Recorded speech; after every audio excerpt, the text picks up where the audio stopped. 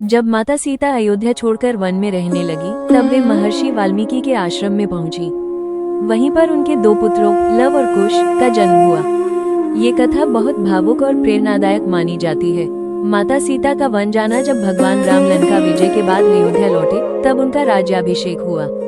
कुछ समय बाद अयोध्या के कुछ लोगों ने माता सीता की पवित्रता पर प्रश्न उठाने शुरू कर दिए, जबकि वे पहले ही अग्नि परीक्षा दे चुकी थी। राजधर्म निभाने के लिए भगवान राम ने बहुत दुखी मन से लक्ष्मण को आदेश दिया कि वे सीता माता को वन में छोड़ आए। उस समय माता सीता गर्भवती थी। वाल्मीकि आश्रम में शरण लक्ष्मण माता सीता को गंगा नदी के पास वन में छोड़कर लौट आए। वहां महर्षि वाल्मीकि ने उन्हें अपने आश्रम में आश्रय दिया। आश्रम का वातावरण शांत, पवित्र और ऋषि मुनियों से भरा हुआ था।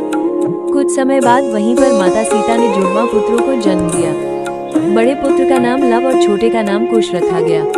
लव और कुश का पालन पोषण महर्षि वाल्मीकि ने दोनों बालकों को बहुत प्रेम से बड़ा किया। उन्होंने उन्हें वेद और शास्त्रों का ज्ञान, धनुष बाण चलाना, युद्ध कला, संगीत और काव्य सब सिखाया। उन्हें यह नहीं पता था कि भगवान राम उनके पिता हैं। महर्षि वाल्मीकि ने ही रामायण की रचना की थी। उन्होंने लव कुश को पूरी रामायण कंठस्थ करवाई। दोनों भाई मधुर स्वर में रामायण गाते थे। जो भी सुनता भावुक हो जाता। राम और लव कुश का प्रेम बहुत पवित्र, भावुक और त्याग से भरा माना जाता है। भगवान राम अपने पुत्रों से दूर जरूर रहे, लेकिन उनके मन में हमेशा पिता का स्नेह था। दूसरी ओर लव कुश ने बचपन से ही रामायण सुनते सुनते भगवान राम को अपना आदर्श मान लिया था, बिना ये जाने कि वही उनके पिता हैं। जब अश्वमेध यज्ञ के समय लव कुश ने राम की सेना को रोका और बाद में भगवान राम के सामने आए, तब पिता और पुत्रों का मिलन अत्यंत भावुक बन गया।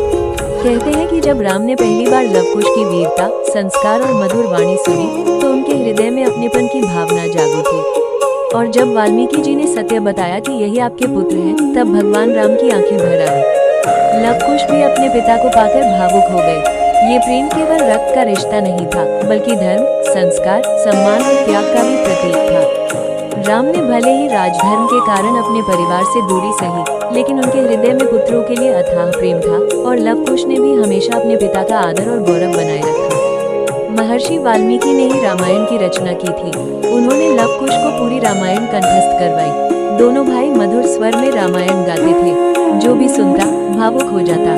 कुछ वर्षों बाद भगवान राम ने अश्वमेध यज्ञ किया। यज्ञ का घोड़ा पूरे राज्य में घूम रहा था। नियम था कि जो उस घोड़े को रोकता, उसे युद्ध करना पड़ता।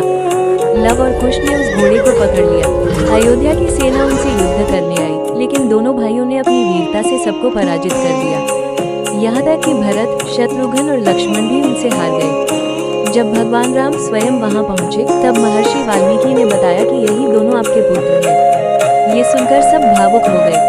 जब लोगों के सामने फिर से माता सीता की पवित्रता की बात आई, तब उन्होंने धरती माता से प्रार्थना की, यदि मैं सदैव पवित्र रही हूँ, तो धरती माता मुझे अपने भीतर समा ले।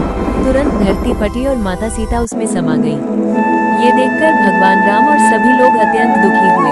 इस कहानी से ये सीख मिली कि सत्य और धर्म का पालन सबसे बड़ा कर्तव्य है। माता पिता और गुरु का सम्मान करना चाहिए।